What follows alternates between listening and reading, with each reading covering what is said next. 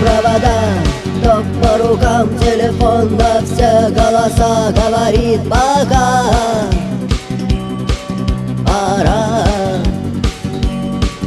И пальто на гвозде, шарф в рукаве и перчатки в карманах шепчут: подожди до утра, до утра.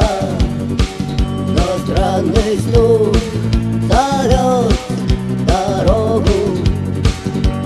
Может сердце, может стук в дверь. И когда я обернусь на пороге, я скажу одно лишь слово: верь.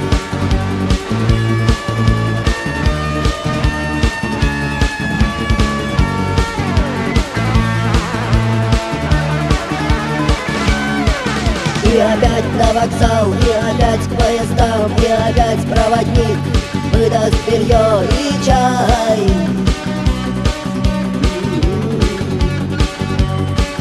И опять не усну, и опять сквозь грохот колес мне послышится слово: прощай. Но странный стук зовет дорогу. Может сердце, может стук в дверь. И когда я обернусь на пороге, я скажу одно лишь слово: верь. Но странный стук